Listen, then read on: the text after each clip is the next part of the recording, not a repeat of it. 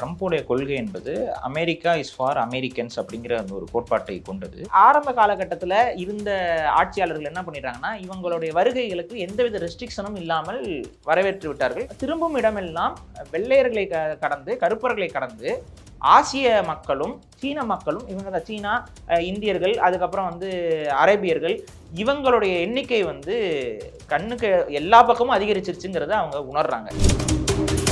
அமெரிக்காவில் அவங்களோட கவர்மெண்ட் ஹாஸ்பிட்டலுக்கே நீங்கள் போனீங்கன்னாலும் கூட அங்கே இருக்கக்கூடிய ப்ராக்டிசிங் டாக்டர்ஸில் கிட்டத்தட்ட ஒரு 80% of the practising doctors, nurses எல்லாமே பார்த்தீங்கன்னா நம்ம ஊருக்காரங்க தான். அப்போ என்ன ஆயிடுச்சுன்னா, அவங்களுடைய எல்லா விதமான தொழில்கள்லையும் இந்தியர்களுடைய பங்கீடுங்கிறது ஒரு அவங்களோட பங்கீடுகளை விட இன்னைக்கு அதிகரிச்சுக்கிட்டே போகுது.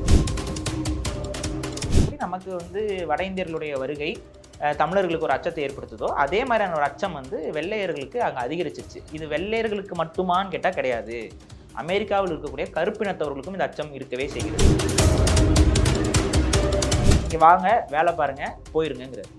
ஸோ சிம்பிள் ஆஸ் தட் இதுதான் சொல்கிறாரு. இதில் என்ன பிரச்சனைனா, இத்தனை பேர் ஆல்ரெடி வந்துட்டாங்கல்ல, இவங்களை எப்படியாவது நம்ம வெளியேற்றணுங்கிற அந்த ஒரு தேவையும் ட்ரம்ப்போட சப்போர்ட்டர்ஸ் மத்தியில் இருக்குது. அப்போ இவங்க எந்த இடத்துக்கு நகர்றாங்கன்னா, ஆல்ரெடி சிட்டிசன்ஷிப் வாங்கினவங்களையும் நம்ம ஏதாவது ஒன்று பண்ணி ரெஸ்ட்ரிக்ட் பண்ண முடியுமா அப்படிங்கிற ஒரு தேடல் அவங்ககிட்ட இருக்கு. நீங்கள் அமெரிக்காவில் இருக்கக்கூடிய ரெஸ்டாரண்ட்ஸு எத்தனை குஜராத்திகள் கட்டுப்பாட்டில் இருக்குது தெரியுங்களா? ரெஸ்டாரண்ட்னாவே அது குஜராத்தியோட ரெஸ்டாரண்ட்டுங்கிற மாதிரி அங்கே பேச்சு வந்துருச்சு. அப்போ அவங்க என்ன பண்ணுறாங்க, வெள்ளையர்களுக்கு போட்டியாக அங்கே இன்வெஸ்ட்மெண்ட்ஸை உருவாக்குறாங்க. இப்போ அங்கே என்னென்ன மாதிரி பிரச்சனை நம்மளுடைய திருமணங்கள் கோலாகலமாக நடக்கும். நம்ம ஊரில் அது பிரச்சனை கிடையாது. ஆனால் வெள்ளைக்காரன் ஏதோ ஒரு பொண்ணு வீடியோ போடுது, நைட்டு எத்தனை மணி, நாளைக்கு ஆஃபீஸ் இருக்குது, இவங்க என்ன பண்ணிட்டு இருக்காங்க பாருங்கன்னு சொல்லி வீடியோ காட்டுது. கீழே இவங்க அப்பார்ட்மெண்ட்டை மாதிரி இருக்குது, அதுக்கு கீழே இருந்து இவங்க எல்லாம் கத்திக்கிட்டு டான்ஸ் ஆடிக்கிட்டு இருக்காங்க. அதுக்கு மேரேஜுக்கு தான். ஃபேஸ்புக்கில் அந்த கொரோனா லாக்டவுன் டைமில் தடுப்பூசியோட சைடு எஃபெக்ட்ஸை பற்றி யாரெல்லாம் பேசுனாங்களோ அவங்க அக்கௌண்ட்ஸ்லாம் நாங்கள் தூக்கணும், அந்த பதிவுலாம் நாங்கள் ரிமூவ் பண்ணோம். அதில் நானும் ஒரு ஆள். என் பதிவுலாம் ரிமூவ் பண்ணி என்னோட அக்கௌண்ட் பிளாக் ஆனதும் அந்த டைமில் தான். அமெரிக்கா தேர்தலை பற்றி நம்ம நிறைய விஷயங்கள் பேசியிருப்போம். அமெரிக்கா தேர்தல் எப்படி இருக்கும், உலக நாடுகள் மத்தியில் என்ன மாதிரியான இம்பாக்ட் கிரியேட் பண்ணும்னு சொல்லிட்டு, அதனுடைய முடிவுகளை ஒட்டி ட்ரம்ப் அவர்கள் அதிபராக பதவியும் ஏற்றுட்டாரு. பல்வேறு விடயங்களை அவர் ரூல்ஸாக அமெண்ட் பண்ணிட்டு இருக்காருங்க. பட் அதன் பிறகு வரக்கூடிய அந்த பின்விளைவுகளாக இருக்கட்டும், இல்லை அதை சுற்றி நிறைய பேர் ரியாக்ட் பண்ணுற விஷயங்களாக இருக்கட்டும், இது எல்லாமே எப்படி புரிஞ்சுக்கலாம்? குறிப்பாக பர்த் ரைட் சிட்டிசன்ஷிப்பை ரெஸ்ட்ரிக்ட் பண்ணுறாரு அமெரிக்காவில். ஆனால் அதற்கு அங்கே இருக்கக்கூடிய கோர்ட்டே இப்போதைக்கு நாங்கள் இதை டெம்பரவரியாக நிறுத்தி வைக்கிறோம் அப்படின்ற மாதிரி சொல்கிறாங்க. ஸோ எப்படி புரிஞ்சுக்கலாம் இது எல்லாத்தையும்? அடிப்படையில் என்ன அப்படின்னு பார்த்தீங்கன்னா, ட்ரம்ப்போடைய கொள்கை என்பது அமெரிக்கா இஸ் ஃபார் அமெரிக்கன்ஸ் அப்படிங்கிற அந்த ஒரு கோட்பாட்டை கொண்டது. அது அவர் என்ன பண்ணுறாருன்னா, ஒரு அமெரிக்காவை ஒரு தேசிய இனம் போல அவர் கருதி கொண்டு அந்த செயல்பாடுகளை செய்கிறார். இது அமெரிக்காவுக்கு பொருந்துமா அப்படின்னு பார்த்தீங்கன்னா, பெருவாரியாக பொருந்தாது. இதுக்கு காரணம் என்ன அப்படின்னா, அந்த அமெரிக்க வரலாறை நீங்கள் பார்க்கணும். அமெரிக்காவுடைய நாட்டுடைய உருவாக்கம் நமக்கு முன்னாடியே தெரியும். அது செவ்விந்திய மக்கள் தான் அந்த மண்ணின் மைந்தர்கள். அப்படி இருக்கும்பொழுது ஐரோப்பியாவிலிருந்து வரக்கூடிய அந்த மாலுமிகள் இவங்கெல்லாம் அவங்க படிப்படியாக ஒரு பெரிய இனப்படுகொலை செய்து, அந்த இனப்படுகொலையுடைய எச்சமாகத்தான் அவர்கள் ஒட்டுமொத்த அமெரிக்காங்கிற ஒரு நாட்டையே கட்டமைக்கிறாங்க. அப்ப இந்த தேசிய இனவாதம், அந்த மண்ணின் மைந்தர்கள் அப்படிங்கிற அந்த கோட்பாடு எதுவுமே அமெரிக்காவுக்கு பொருந்தாத கோட்பாடுகள் தான். ஏன்னா நீங்க மண்ணின் மைந்தர்கள்னு நீங்க பேச ஆரம்பிச்சீங்கன்னாவே அங்க ஒரு பெரிய ஜெனோசைடை முடிச்சுட்டு தான் அது எல்லாமே நடந்துச்சு. இன்னைக்கு இவங்க என்ன விளக்கம் கொடுக்க ஆரம்பிக்கிறாங்கன்னு பார்த்தீங்கன்னா, இப்போ அமெரிக்காங்கிற இந்த நாடு செவ்விந்தியர்கள் கட்டுப்பாட்டிலே இருந்துச்சு அப்படின்னா, அது ஒரு காடுகளும் அது பெரிய ஒரு சாதாரண ஒரு நாகரிகமாக தான் இருந்திருக்கும். நாங்கள் தான் இங்கே ஒரு பெரும் நாகரிகத்தை உருவாக்குறோம். இங்கே ஒரு இண்டஸ்ட்ரியலைஸ்டு ஒரு பெரிய சிவிலைசேஷனாக இது மாறியது ஐரோப்பியர்கள் உருவாக்கியது தான். இப்போ இந்த நியூயார்க்கு இதெல்லாம் இருக்குன்னா, இதெல்லாம் நாங்கள் எங்களோட உழைப்பில் உருவாக்குன நாடு. அப்போ இந்த உழைப்பை யார் பங்கு போடலாம் அப்படின்னா, அந்த ஐரோப்பாவிலிருந்து வந்தாங்க பார்த்தீங்களா அவங்களும், அதுக்கப்புறம் அந்த அமெரிக்க சுதந்திர போராட்டம்னு சொல்லுவாங்க. அதாவது எங்கேருந்து வந்தாங்களோ அவங்களுக்கு எதிராகவே இவங்க போராட்டம் பண்ணி பிரிட்டிஷ் அரசாங்கம் இது எல்லாத்துக்கும் எதிராக நின்று அவங்க தனி நாடுன்னு அறிவிப்பாங்க. அந்த அமெரிக்கன் ரெவல்யூஷன். அந்த ரெவல்யூஷனில் கலந்து கொண்ட குடும்பங்களும் தான் ஒரு சரியான அமெரிக்கர்கள். அதில் கருப்பர்களும் அடக்கமா, அதாவது அடிமைகளாக இவர்கள் பயன்படுத்திய கருப்பர்களும் அடக்கமா அதில். அப்போ அந்த காலகட்டத்தில் அமெரிக்காவில் சீனர்களும் கொஞ்சம் பேர் இருந்தாங்க, இவங்களும் அடக்கமா. அதாவது அவங்க என்ன சொல்கிறாங்கன்னா, அமெரிக்காங்கிற அந்த அரசியல் போராட்டம் தொடங்கி அது அமெரிக்கான்னு டிக்ளேர் ஆகிற டைமில் அமெரிக்காவில் இருந்த எல்லாருமே அதில் அடக்கம். அதில் அவங்க செவ்விந்தியர்களும் அடக்கம். ஏன்னா அவங்க இந்த மண்ணின் மைந்தர்கள். ஸோ இவங்களாம் தான் நேட்டிவ் அமெரிக்கன்ஸ் அப்படின்னு சொல்லி அவங்க சொல்ல பார்க்குறாங்க. ஆனால் பை ஹிஸ்டாரிக்கலி ஸ்பீக்கிங் ஐரோப்பியர்களுக்கும் அமெரிக்காவுக்கும் எந்த தொடர்பும் கிடையாது, கருப்பினத்தவர்களுக்கும் அமெரிக்காவுக்கும் எந்த தொடர்பும் கிடையாது. புரியுதுங்களா? அங்கே இருந்து செவ்விந்தியர்கள் தான். அதுக்கப்புறம் இவங்க சொல்கிற இன்னொரு பொய் என்ன அப்படின்னு பார்த்தீங்கன்னா, இவங்க அங்கே போகாமல் இருந்தால் அங்கே நாகரிகம் இல்லாமல் இருந்திருக்குங்கிறதுலாம் பச்சை பொய். இது வந்து அவங்களுடைய அந்த வெஸ்டர்னைஸ்டு ஹிஸ்ட்ரியில் அவங்க அப்படி போர்ட்ரே பண்ண பார்க்குறாங்க. நீங்கள் வந்து செவ்விந்தியர் மக்களில் வந்து பெரும் சமூகங்கள் வந்து நாகரிகம் அடைந்த சமூகங்களும் இருந்துச்சு. எஸ்தெக் சிவிலைசேஷன் இவங்க போகும்போதே எஸ்தெக் சிவிலைசேஷன் இருந்துச்சாங்க. இவங்களுக்கெல்லாம் முன்னாடி கிட்டத்தட்ட 1500 ஆண்டுகளுக்கு முன்னாடி, இவங்கெல்லாம் போகிறதுக்கு முன்னாடியே அங்கே ஓல்மெக் சிவிலைசேஷன் இருந்துச்சு. அப்புறம் அதுக்கு அடுத்து பிற்காலத்தில் கொஞ்சம் மாயன் சிவிலைசேஷன் வந்துச்சு. அதுக்கப்புறம் இவங்க போகும்போது எஸ்தெக் சிவிலைசேஷன் ஒன்று இருக்குது. அது எஸ்தெக் நாடு, அது ரொம்ப பெரிய நாடாகவும் இருந்திருக்கு. பெரிய பெரிய கட்டிடக்கலைகள், அவங்க நாகரிகத்தில் உயர்ந்தவர்களாகத்தான் இருந்தார்கள். என்ன அவங்களுடைய இந்த மெட்டலர்ஜி பேஸ்டான நாலேஜ் வந்து கம்மியாக இருந்துச்சு. எப்பவுமே ஒரு தேவை இருக்கும் பட்சத்தில் தானங்க அதை சார்ந்த ஆய்வுகள் இருக்கும். மெட்டல்ஸ் இதில் வந்து அவங்க தங்கம் அதிகமாக பயன்படுத்துனாங்க. அந்த இரும்பு இதெல்லாம் வந்து அவங்க வந்து பெருசாக பயன்படுத்தலை. அப்போ அவங்களோட ஆயுதம் இதெல்லாமே வந்து கற்களால் செய்யப்பட்ட ஆயுதங்களே அவங்களுக்கு போதுமானதாக இருந்தது. கற்களையும் மரங்களையும் வைத்து செய்யக்கூடிய ஆயுதங்களே அவங்க செஞ்சு வச்சுருந்தாங்க. மற்றபடி அவங்க வந்து அவங்களுடைய வாழ்வியலுக்கு தேவையான, அவங்களோட பாதுகாப்புக்கு தேவையான எல்லாமே அவங்ககிட்டயும் இருந்தது தான். நீங்கள் போகாமல் இருந்திருந்தாவே அவங்க வந்து பெரும்பான்மை சமூகமாக தான் இருந்தாங்க. இவங்க போகும்போது இவங்க மட்டும் போகாமல் கொஞ்சம் நோயையும் எடுத்துகிட்டு போய் இவங்க கூட இருக்க உடம்புல, ஏன்னா அவங்க ரொம்ப வருஷமாக தனித்து இருக்கிறவங்க. அப்போ இவங்க இங்கேருந்து போகும்போது இவங்களோட சென்ற எலிகள், இவங்களோட சென்ற பன்னிகள், இவங்களோட செய்த அந்த டொமஸ்டிக் அனிமல்ஸ் இது எல்லாமே போய் அங்கே வந்து பெரிய அளவுக்கு அந்த இயற்கையை பாதித்து அந்த ஒட்டுமொத்த அமெரிக்காவுடைய சிஸ்டத்தையுமே கொலாப்ஸ் பண்ணி ஒரு பெரிய இனப்படுகொலைக்கு அப்புறம் தான் இதெல்லாம் அமைஞ்சது. இப்போ ட்ரம்ப்புடைய இந்த கூற்றுல அந்த மண்ணின் மைந்தர்கள்ங்கிற வாதம் என்பது அது ஒரு தப்பான மிஸ்லீடான ஒரு வாதம். சரி, இப்போ அதற்காக ட்ரம்ப் இப்போ சொல்றதை நம்ம மறுக்க முடியுமானா முடியாது. ரீசன் என்ன அப்படின்னு பார்த்தீங்கன்னா, அவர் மண்ணின் மைந்தன் கிடையாது. அந்த அமெரிக்கர்களில் வெள்ளைத்தோல் கொண்டவர்களோ கருப்பு தோல் கொண்டவர்கள் யாருமே அந்த மண்ணுக்கு சொந்தக்காரர்கள் அல்ல. இருந்தாலும் அமெரிக்காங்கிற அந்த ஒரு அரசாங்கம் உருவானதுக்கு அப்புறம் அவங்க வந்து அந்த அரசாங்கம் இன்னைக்கு வந்து அமெரிக்காவுக்கு நீங்கள் போறீங்க அப்படின்னா, நீங்கள் செவ்விந்தியர்களுக்கோட நாகரிகத்தை பார்க்கணுங்கிறதுக்காக போகிறவங்களை கடந்து இந்த வெள்ளையர்களும் இந்த கருப்பர்களும் உருவாக்கி வச்சிருக்க இந்த நகர நாகரிகத்தை நோக்கித்தான் மக்கள் வந்து அங்கே வேலை செய்கிறதுக்கும் பயணம் செய்கிறதுக்கும் போகிறாங்க. இதில் ஆரம்ப காலகட்டத்தில் இருந்த ஆட்சியாளர்கள் என்ன பண்ணிடுறாங்கன்னா, இவங்களுடைய வருகைகளுக்கு எந்தவித ரெஸ்ட்ரிக்ஷனும் இல்லாமல் வரவேற்று விட்டார்கள். ட்ரம்ப்புக்கு முன்னாடி ஆட்சி வரைக்குமே அதுதான் நடந்தது. இன்னைக்கு ட்ரம்ப் அவங்களுக்கு என்ன ஒரு நிர்பந்தம் ஏற்பட்டிருக்குன்னு பார்த்தீங்கன்னா, திரும்பும் இடமெல்லாம் வெள்ளையர்களை கடந்து கருப்பர்களை கடந்து ஆசிய மக்களும் சீன மக்களும், இவங்க தான் சீனா, இந்தியர்கள், அதுக்கப்புறம் வந்து அரேபியர்கள், இவங்களுடைய எண்ணிக்கை வந்து கண்ணுக்கு எல்லா பக்கமும் அதிகரிச்சிருச்சுங்கிறத அவங்க உணர்றாங்க. சில ஊர்கள் எல்லாம் என்ன சொல்றாங்கன்னா, இதெல்லாம் வெள்ளையர்கள் சொல்றது தான். எங்க பார்த்தாலும் இந்தியர்கள் தான் இருக்கிறாங்க. இது இந்தியாவா இது வந்து அமெரிக்காவானே தெரியல அப்படிங்கிற மாதிரி நம்ம ஆட்களுமே போய் இறங்கினா, அது என்னங்க இது எல்லாருமே நம்ம ஆளுகளாவே இருக்காங்க, முகமே வெள்ளைக்காரனை போய் பார்ப்போம்னு போய் பார்த்தா வெள்ளைக்காரனே அங்கே காணோம் அப்படின்னு சொல்லி பேசுறாங்க. ஏன்னா அவங்க உங்களுக்கே தெரியும் இனத்தால் அவங்க வந்து சிறுபான்மை, அதாவது சிறுபான்மைனா அவங்களுடைய இனப்பெருக்கம் என்பது கொஞ்சம் கம்மியாகவே தான் இருக்குது மற்ற உலகத்தோடு நீங்கள் கம்பேர் பண்ணும்போது. அப்போ ஒரு பாப்புலேஷன் டென்சிட்டி அவங்க ஊரில் கம்மி. நம்ம சீனா மற்றும் இந்தியா போன்ற நாடுகள் வந்து அதிகமான மக்கள் தொகை கொண்ட நாடுகள். அப்போ இங்கே இருக்கிறவங்கள கொஞ்சம் பேர் அங்கே போனாலும் கூட அது வந்து அவங்களுக்கு அது ஒரு பெரிய கூட்டமாக கண்ணுக்கு தெரியுது. அது அங்கே பாப்புலேஷன் கம்மிங்கிறதுனால. இதுக்கு அடுத்து இன்னொன்று என்னன்னு பார்த்தீங்கன்னா, இங்கே போகிறவங்க அத்தனை பேருமே ப்ரொஃபஷனல் கோர்ஸ் படிச்சுட்டு போகிறவங்களா இருக்கிறாங்க, படித்தவர்களாக இருக்கிறாங்க. அதனால இன்னைக்கு நீங்கள் ஒரு அமெரிக்காவில் அவங்களோட கவர்மெண்ட் ஹாஸ்பிட்டலுக்கே நீங்கள் போனீங்கன்னாலும் கூட அங்கே இருக்கக்கூடிய ப்ராக்டிசிங் டாக்டர்ஸில் கிட்டத்தட்ட ஒரு 80% of the practising doctors nurses எல்லாமே வந்து பார்த்தீங்கன்னா நம்ம ஊருக்காரங்க தான். இந்தியர்களோட எண்ணிக்கை வந்து டாக்டர், அதாவது நீங்கள் ஒரு அமெரிக்காவில் ஒரு இந்தியரை பார்த்தீங்கன்னா அவர் டாக்டராக இருக்க வாய்ப்பு அதிகம்ங்கிறாங்க. இதெல்லாம் அவங்களே சொல்கிறாங்க. மோஸ்ட்லி டாக்டர்ஸாக இருப்பாங்க, மோஸ்ட்லி இன்ஜினியர்ஸாக இருப்பாங்க, டெக் ப்ரொஃபஷனல்ஸாக இருப்பாங்க, ஐடி இந்த மாதிரி இண்டஸ்ட்ரியில். அவங்களுடைய இதில் எல்லாமே அதிகமாக இன்றைக்கி நீங்கள் ஹாலிவுட் படங்கள்லாம் பாருங்களேன், ஹாலிவுட் படங்களுக்கு பின்னாடி பேர்கள் போடுவாங்க பார்த்தீங்களா, இதில் இருக்க டெக்னீஷியன்ஸ் பேர்லாம் நீங்கள் முன்னாடிலாம் பார்த்தீங்கன்னா நமக்கு புரியாத பேர் தான் இருக்கும். இன்றைக்கி நீங்கள் போய் பாருங்கள், கதிர்வேலன், அந்த வேலன், இந்த வேலன்னு தமிழ் பேர்கள் வருது. அதுக்கப்புறம் வந்துட்டு நார்த் இந்தியன் பேர் சர்மா எல்லாமே வருது. அப்போ என்ன ஆயிடுச்சுன்னா, அவங்களுடைய எல்லா விதமான தொழில்கள்லையும் இந்தியர்களுடைய பங்கீடுங்கிறது வந்து ஒரு அவங்களோட பங்கீடுகளை விட இன்னைக்கு அதிகரிச்சுக்கிட்டே போகுது. இப்போ என்னன்னா, முதலாளிகளாக அவங்க இருக்கிறாங்க. ஆனால் அவங்களுக்கு கீழே வேலை செய்யக்கூடிய அத்தனை முதன்மை தொழிலாளர்களும் வந்து வேற நாடுகளிலிருந்து வந்தவர்களாக இருக்கிறாங்க. இப்போ இதை அவங்க பார்க்கும் பொழுது அவங்களுடைய இதில் என்ன ஆகுதுன்னு பார்த்தீங்கன்னா நிறைய தொழில் முனைவர்களும் அங்கே உருவாகுறாங்க. இந்த சிட்டிசன்ஷிப்பாக வாங்குறாங்க. இந்த சிட்டிசன்ஷிப் வாங்கின உடனே அவங்க அந்த மண்ணின் அதாவது அந்த நாட்டுக்குரியவர்களாக மாறிவிடுகிறார்கள், அந்த நாட்டவர்களாக மாறிவிடுகிறார்கள். அப்புறம் அவங்களுக்கு வந்து இந்த கம்பெனிஸ் இதெல்லாம் ஸ்டார்ட் பண்ணுறாங்க. இப்போ தொழிலாளியாக இருக்கக்கூடியவங்க முதலாளிகளாகவும் மாறுறாங்க, நில உடைமையாளர்களும் மாறுறாங்க, நிலங்கள் வாங்குறாங்க, சொத்து வாங்குறாங்க, வீடு வாங்குறாங்க, எல்லாமே நடக்குது.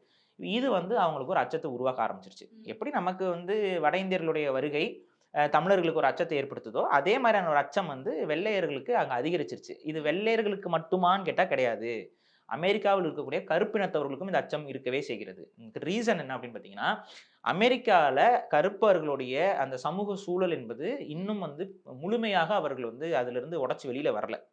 அவங்களுடைய இன்னமும் ரேசிசம் பேசிட்டு தான் இருக்காங்க. ரேசிசம் இருக்கு. 2வது வந்து இந்த கருப்பர்களுக்கு அங்க ரிசர்வேஷன் இது எல்லாத்தையும் கொடுத்து அவங்கள முன்ன தள்ளக்கூடிய தேவையும் அங்க இருக்கு.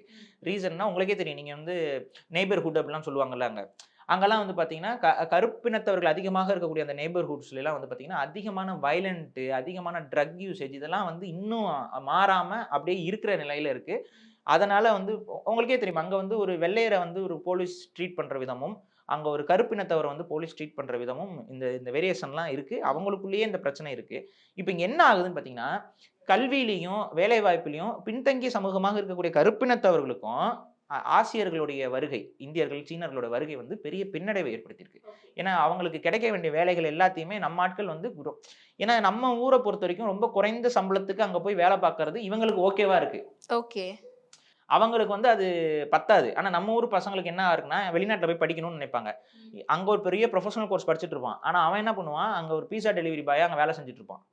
அங்க வந்து ஒரு மெக்டானல்ட்ஸ் கடையில போய் உட்கார்ந்து பார்த்தீங்கன்னா, அதெல்லாமே இப்ப இன்னைக்கு இந்தியர்களா தான் மாறிட்டாங்க. மெக்டானல்ட்ஸ் கடை அங்க இன்னும் இங்க இருக்க மலையாளிகள் நெறைய பேர் அங்க போய் டீ கடை போட ஆரம்பிச்சுட்டாங்க.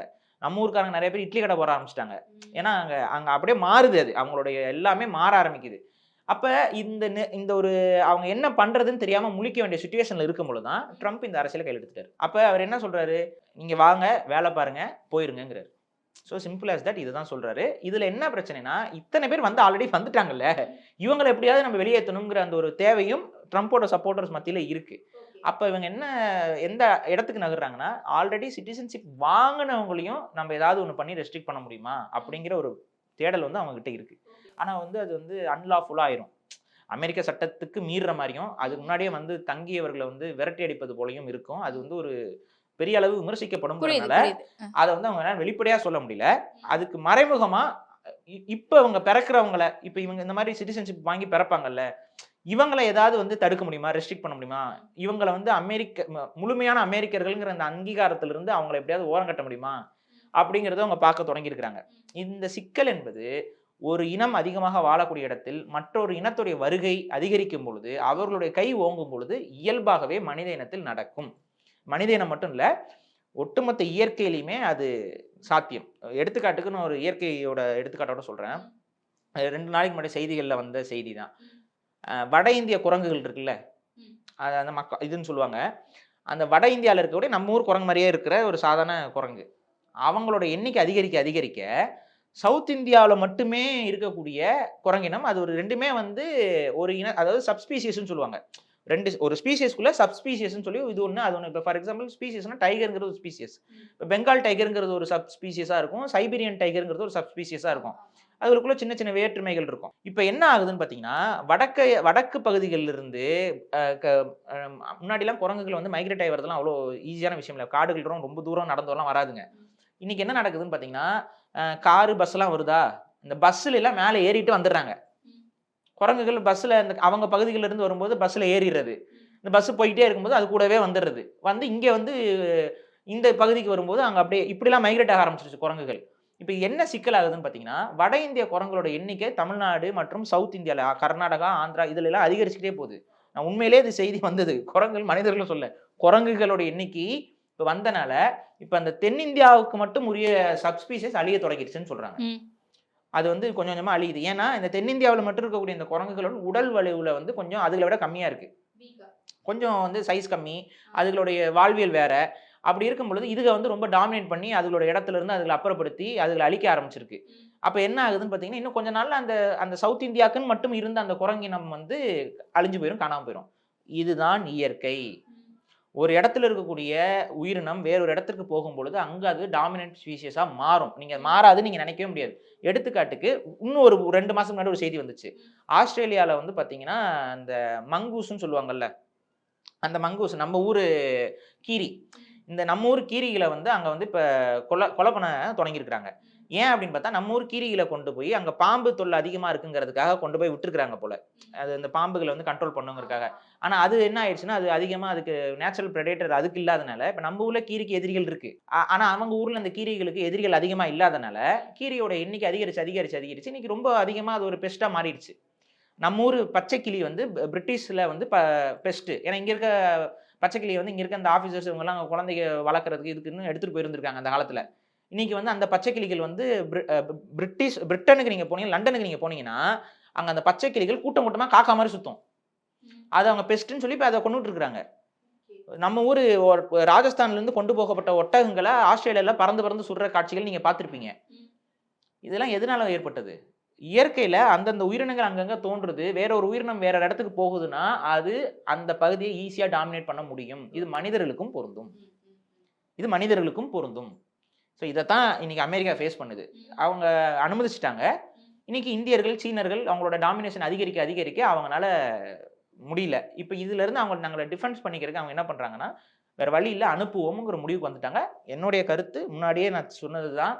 அமெரிக்காவுல ட்ரம்போடைய ஆட்சி வரும்பொழுது இந்தியர்களுக்கும், சீனர்களுக்கும் அது ஒரு சுமூகமான ஆட்சியாக இருக்க போறதில்ல. கண்டிப்பாக அகற்றப்படுவதற்கு எல்லா இதுல வேலையும் நடக்கும்.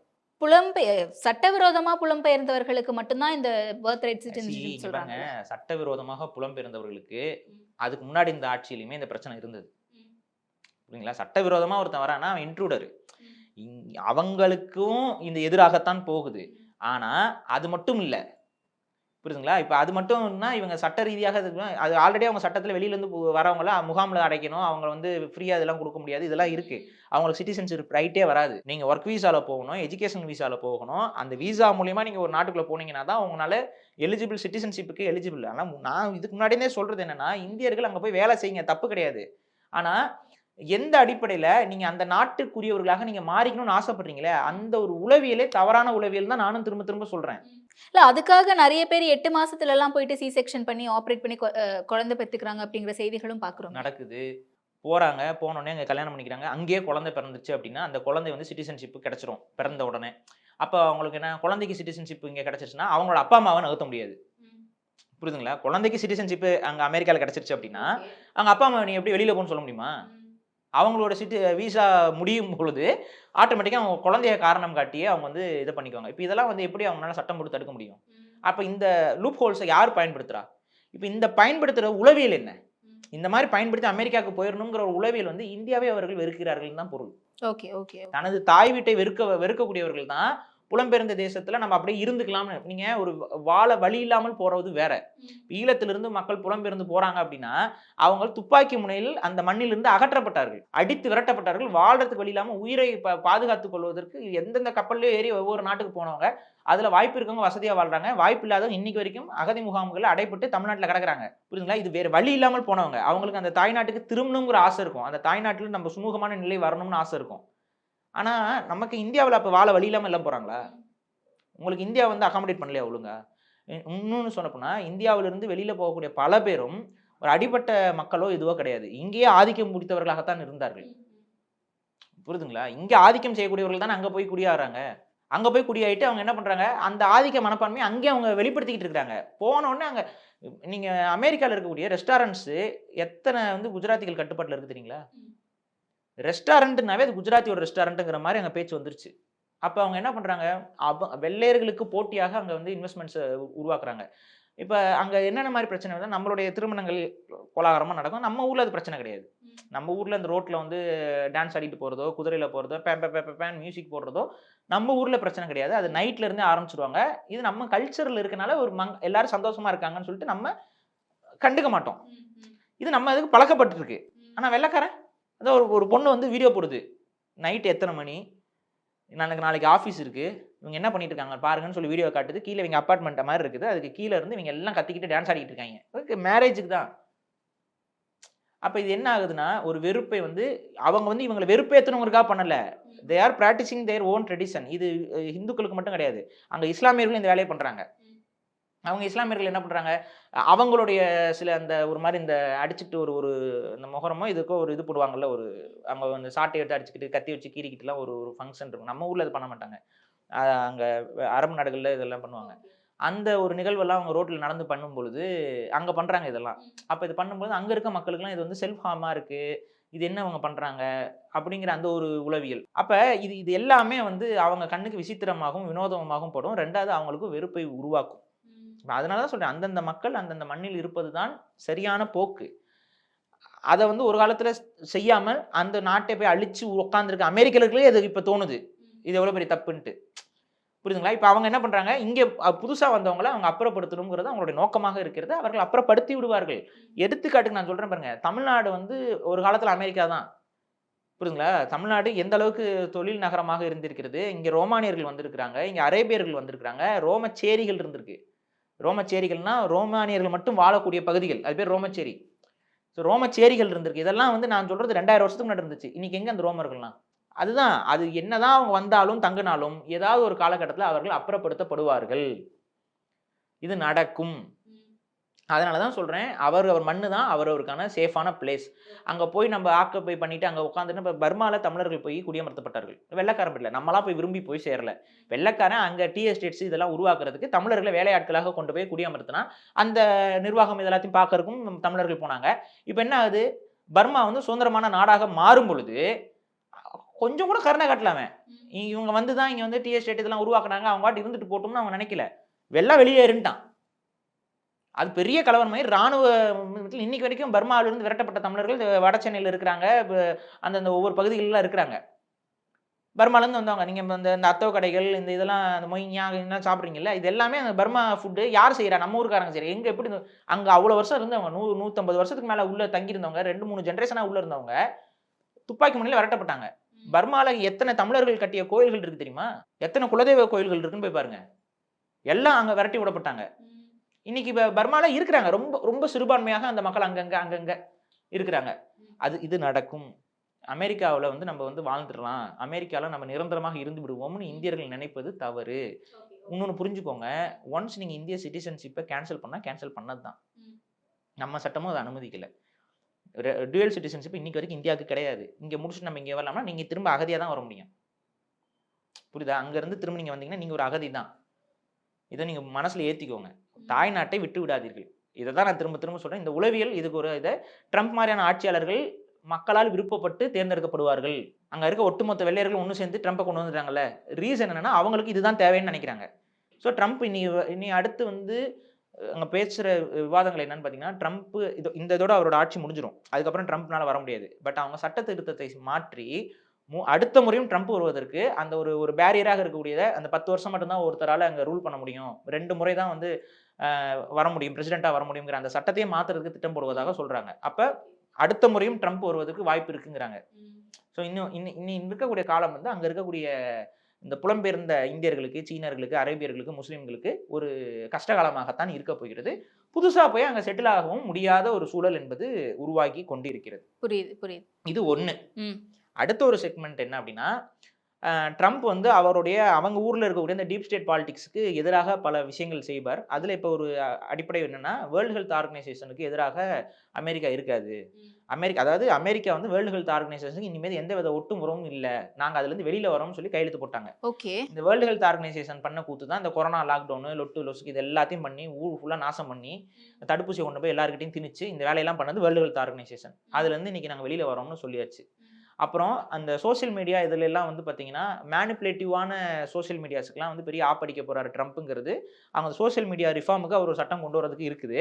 அந்த சட்டம் வரப்போகுதுங்கிறது தெரிஞ்சனால இப்போ மார்க் ஜுக்கர்பர்க்லாம் அப்படியே ஒரு பெல்ட் அடிச்சிட்டாரு பார்த்தீங்களா.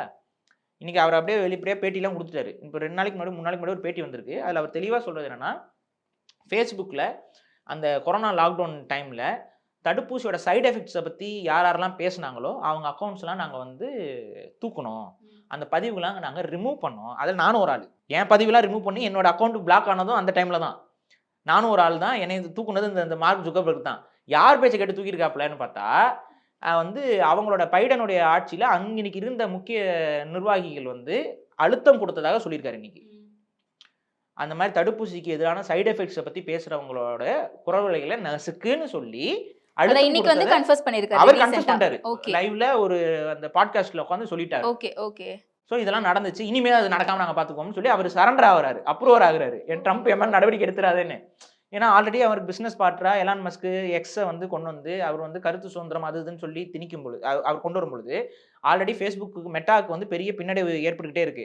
இப்போ இதுல ட்ரம்ப் வேற வந்துட்டனால இனி மெட்டானால, ஏன்னா ட்ரம்ப்புக்கு எதிராக நிறைய வேலையை பண்ணது ஃபேஸ்புக்கும் மெட்டாவும் தான். அதுதான் பயன்படுத்திக்கிட்டாங்க. ட்ரம்ப்போடைய பதிவுகளை நீக்கினதா இருக்கட்டும், ட்ரம்ப்போட அக்கௌண்ட்டை தூக்குனதா இருக்கட்டும், இந்த வேலையெல்லாம் பண்ணது மார்க்கு. யார் பேச்சை கேட்டு அவங்க பேச்சை கேட்டு இப்போ என்ன சொல்றாரு, நானா பண்ணல, அவங்க சொல்லிட்டாங்க நான் செஞ்சேன்னு சொல்லி இப்போ ஒப்புதல் வாக்குமூலத்தை இப்போ கொடுத்துருக்காப்ல. ஓகே ஓகே சோ இப்போ இந்த அமெரிக்காவுல இருக்க டீப் ஸ்டேட் பாலிடிக்ஸ் அப்படிங்கிறது உலக நாடுகளுக்கு ஏதாவது அச்சுறுத்தல் ஏற்படுத்துமா? கண்டிப்பா நீங்க உலக நாடுகளுக்கு அதுவும் ட்ரம்ப் திரும்ப வந்த பிறகு தானே இந்த கேள்வி நமக்கு ஆமா எழுது. இது அதாவது டீப் ஸ்டேட் பாலிடிக்ஸ்ங்கிறது வேற ஒன்றும் கிடையாதுங்க. ஜியோனிச கோட்பாட்டை கொண்ட நபர்கள் அமெரிக்காக்குள்ள இருக்கிறாங்க. இந்த ஜியோனிசம்னா வேற ஒன்றும் இல்லை, யூதர்கள் தான். யூத பணக்கார லாபின்னு ஒன்று இருக்கு. அந்த பணக்கார யூத லாபி, முதலாளிகளுடைய லாபி அமெரிக்காவை அவங்களுக்கு தகுந்தாற் போல பயன்படுத்தி கொண்டே இருக்கிறது. இப்போ அதை வந்து ட்ரம்ப் வந்து அதை யாருமே முழுமையாக எதிர்க்கல. இப்போ ட்ரம்ப்புமே அதை வந்து அப்படியே நான் வெட்டுவேன் வீழ்த்துவேன்லாம் அவர் பேசல. ஆனால் ட்ரம்ப் அதுக்கு எதிரான ஒரு நபராகவே கருதப்படுகிறார் மக்கள் மத்தியில். அப்போ அவருடைய செயல்பாடுகளும் கொஞ்சம் கொஞ்சமாக அந்த இப்போ வேர்ல்டு ஹெல்த் ஆர்கனைசேஷன்ல இருந்து கொஞ்சம் ஃபண்டிங்ஸ் வந்து நாங்கள் ஸ்டாப் பண்ணிக்க போகிறோம், நாங்கள் இனிமேல் அதில் பங்கு பெற போகிறது இல்லை, உங்களோட அட்ராசிட்டிஸில் எங்களுக்கு அமெரிக்காவோட பங்கு இருக்காதுன்னு சொல்லி ஒதுங்கிக்கிறதா இருக்கட்டும். அதுக்கப்புறம் இந்த டீப் ஸ்டேட் பாலிடிக்ஸில் மாட்டிய இந்த முக்கியமான இந்த ஹாலிவுட் இந்த ஒருத்தெல்லாம் மாட்டினா இப்போ நடுவில் அவங்களுடைய அந்த அசிங்கமான சில விஷயங்கள், அப்புறம் அங்கே குழந்தைகள் கடத்தலுங்கிறது ஒரு மேஜரான இஷ்யூ. அமெரிக்காலாம் வந்து சேஃபான பிளேஸ்ன்னு தயவு செஞ்சு நம்பாதீங்க. அங்கெல்லாம் வந்து பார்த்தீங்கன்னா சிறுவர் பூங்கா, குழந்தைகள் பூங்கா இருக்குது பார்த்தீங்களா, அங்கே குழந்தைகள் பூங்காவில் குழந்தைகள் கடத்தப்படுற இது வந்து ரொம்ப அளவுக்கு அதிகமாக இருக்குது. அதை வந்து ஒரு தப்பான அந்த மார்க்கெட்டுக்கு, அந்த பெடோஃபைல் மார்க்கெட் ஒன்று இருக்குது அந்த டார்க் வெப்பில். இப்போ அதெல்லாம் நிறையா வந்து லாக் ஆகி மாட்டுறாங்க. இப்போ கூட ஒருத்தனை கைது பண்ணாங்க. ஒருத்தன் வந்து அவங்ககிட்ட வந்து பார்த்தீங்கன்னா எத்தனையோ பெரிய பெரிய பணக்கார கஸ்டமர்ஸ் இருக்கிறதாகவும், அந்த டார்க் வெப்சைட்டில் வந்து அவன் வந்து பார்த்தீங்கன்னா 100க்கும் மேற்பட்ட குழந்தைகளுடைய ஆபாசத்தை வந்து அவன் பதிவேற்றிருக்கான். அதை அவன் என்ன பண்ணியிருக்கான்னா, அந்த குழந்தைகளை கொண்டு போய் கடத்தி அவனோட இதில் கீழே வச்சு அவங்கள சித்திரவதை பண்ணி கொலை செஞ்சு அந்த எல்லாத்தையுமே அவன் வந்து வீடியோவாக போட்டு ஏதோ ஒரு ஒரு அந்த டார்க் வெப்பில் ஏதோ ஒரு இது மாதிரி நடத்திட்டு இருந்திருக்கான் போல. அது பே பண்ணி போய் பார்க்குற மாதிரி. அதில் வந்து நிறைய பெரிய பெரிய பணக்காரங்க இந்த மாதிரி அந்த மூலக்கோளாறு பிடிச்ச ஒரு மற்ற ஒரு கூட்டம் அதை பார்த்துட்டு இருந்திருக்கு. இப்போ அதை ஃபுல்லாக கைது பண்ணி, அதாவது அவனை கைது பண்ணியிருக்காங்க. யாரெல்லாம் அதில் லிங்க்ல இருக்காங்கங்கிற விசாரணை போய்கிட்டு இருக்கு. அப்போ அதுக்கப்புறம் இந்த ஹாலிவுட்டில் மிக முக்கியமாக இருக்கக்கூடியவர்கள் இந்த மாதிரி அசிங்கமான ஆர்ஜிஸ் நடத்திக்கிட்டு இந்த ஹாலிவுட் இண்டஸ்ட்ரியில் ரொம்ப இதான் அவங்களுடைய அந்த பண்டவாளம்லாம் இப்போ தண்டவாளமாகி யாரெல்லாம் அதோட தொடர்பில் இருந்தாங்க, யாரெல்லாம் இந்த மாதிரி தப்பான வாழ்வியலில் ஈடுபட்டாங்க, அந்த ஃபோட்டோஸ்லாம் வந்து இது எல்லாமே ட்ரம்ப்புக்கு ஒரு விதத்தில் ப்ளஸ் பாயிண்டாக முடிஞ்சிருச்சு. இது எல்லாத்தையுமே நான் வந்து மாற்ற போகிறேன்னு இப்போ ட்ரம்ப் சொல்கிறாரு. இந்த அஜெண்டாஸுக்கு எதிராக இனி ட்ரம்ப்போட ரூல் இருக்க போகுது. அதில் இந்தியர்களுக்கு ஒரு பாதிப்பு இருக்கும். ஆனால் அந்த பாதிப்பு வந்து நமக்கு தேடிக்கொண்டது. நம்ம தாய் மண்ணை விட்டு நம்ம எந்த காரணத்தை கொண்டும் நகரக்கூடாதுங்கிறத நீங்கள் புரிந்து கொள்ளுங்கள். இதுதான். ஏன்னா நம்ம நகர்ந்து போனோம் அப்படின்னா ஒன்றா அது நமக்கு பாதிப்பாக இருக்கும், இல்லைன்னா நம்மனால அடுத்தவனுக்கு பாதிப்பாக இருக்கும். நம்ம அவரவர் மண்ணில் புகழ்பட வாழ்தல் தான் சரியான ஒரு வாழ்வியல். இதை தான் நம்ம இங்கே சொல்கிறோம். ஓகே.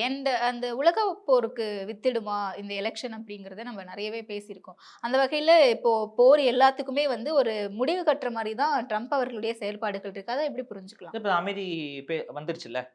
இப்போ ட்ரம்ப் வந்தால் அவரோட சப்போர்ட்டு, அவர் எந்த பக்கம் சப்போர்ட் பண்ணுவாருங்கிறதெல்லாம் ஒரு பக்கம் போய் இந்த டீப் ஸ்டேட்னால இந்த இந்த யூத கும்பல்னால நினச்சாப்புல அமெரிக்க படைகளை வந்து ஏமாற்ற முடியாது. ஏன்னா ஆல்ரெடி வந்து அவருடைய படைகள் அவரோட பழைய ஆட்சி காலத்திலே இந்த மாதிரி பொய்யா ஏமாத்திக்கிட்டு இங்கே இருக்குது, இப்போ கெமிக்கல் பாம்ஸ் இருக்குது, அங்கே இருக்குன்னு சொல்லி எங்கெங்கெல்லாம் ஸ்டேஷன் பண்ணி வச்சுருந்தாங்களோ அந்த படைகள் எல்லாத்தையும் திரும்ப பெற்றவர் தான் ட்ரம்ப். அதற்காக விமர்சிக்கவும் பட்டார் பலரால். எப்படி நீங்கள் வந்து அவரை சொல்லி என்னோட ராணுவ வீரர்கள் எதுக்கு சாகணும், 3வது நாட்டில் எங்கேயோ போய் பஞ்சாயத்து பண்ணுறதுக்கு என்னோட ராணுவ வீரர்கள் ஏன் சாகணும், அங்கே போய் கெமிக்கல் பாம் இருக்குன்னு சொல்லிட்டு போனீங்க, கெமிக்கல் பாம் அங்கே இல்லைன்னு அவரே அறிவிச்சிட்டாரு. அங்கே ஏதாவது எதுவும் இல்லை, அது பொய்யா நீங்கள் ஒரு போரை செஞ்சீங்க, அது தேவையில்லாதது, அதுக்கு பலியாடாக என்னுடைய சோல்ஜர்ஸ் அங்கே இருக்க வேண்டிய அவசியம் இல்லைன்னு சொல்லி அதெல்லாம் போனால் போயிட்டு போது எல்லாத்தையும் பிடிங்கி எறிஞ்சிட்டு வான்னு சொல்லிட்டு வந்துட்டாங்க. ஸோ இந்த மூவ் பண்ணது வந்து ட்ரம்ப். இந்த ஆட்சியிலையும் கிட்டத்தட்ட அவரோட உளவியல் அவ்வாறாக இருக்குங்கிற நம்பிக்கை. ஆனால் அவர் வந்து ப்ரோ இஸ்ரேல் தான், இஸ்ரேலுக்கு ஆதரவான ஒரு நிலைப்பாடு தான். ஆனால் அங்க ஒரு ஜெனோசைட் நடக்கிறத அவர் உறுதுணையாக இருக்க மாட்டாருங்கிற பார்வை இருக்கு. அங்க பாலஸ்தீன மக்களுக்கு எதிரான ஒரு ஜெனோசைட இஸ்ரேல் செய்யறதுக்கும் அமெரிக்க ராணுவம் உதவியாக இருக்குமா ட்ரம்ப்போடைய காலகட்டத்துல அப்படிங்கிறது இன்னைக்கு. அதனால இப்ப ஒரு அமைதி காலம் வந்திருக்குல்ல, இப்ப ஒரு அமைதியாக அந்த பிரச்சனையை முடிச்சு ஒரு அமைதி காலம்னு சொல்லி அறிவிக்கிறாங்கல்ல, அது அது வரவேற்கத்தக்க ஒரு விஷயமாக இருக்கு. அதாவது ட்ரம்ப் வந்தோடனே இது மாறி இருக்குல்ல, ஒரு உலக அரசியல் ஒரு சின்ன மாற்றம். ஸோ இந்த மாதிரியான மாற்றங்கள் ஏற்படும் ட்ரம்ப்போடைய காலத்துல. தேவையில்லாம அமெரிக்கா இன்வால்வ் ஆகாது. ஆனா அமெரிக்காவுக்கே உரித்தான அந்த நான் ஒரு பெரிய புடுங்கிங்கிற அந்த உளவியல் இருக்குல்ல, அது ட்ரம்ப்புக்கும் இருக்கும். அமெரிக்க பிரதமர்களுக்கே எல்லாருக்குமே ஒரு ஒரு ஒரு உளவியல் இருக்கு. America is the greatest nation எவர்ன்னு நினைச்சிட்டு இருப்பாங்க. அந்த உளவியலோட தானே அவர்கள் செயல்படுவார்கள். அந்த உளவியலோட தான் கட்ட பஞ்சாயத்து பண்ணுவாங்க எப்பவுமே அமெரிக்கா. ஆனா அதுல அவங்களுக்கு முன்னாடி இழப்பு இருந்தாலும் அந்த இழப்ப வந்து இழப்புன்னு ஒத்துக்காம பண்ணிக்கிட்டே இருப்பாங்க. ட்ரம்ப் அத செய்ற ஆள் இல்ல. தேவையில்லைன்னா வந்துருவாப்புல. ரிட்டர்ன் ஆயிருவாரு. இது வேணாம் எதுக்குற வம்புன்ட்டு வந்துடுற ஒரு ஆளு. ஸோ அதுதான் இன்னைக்கு மாறுது.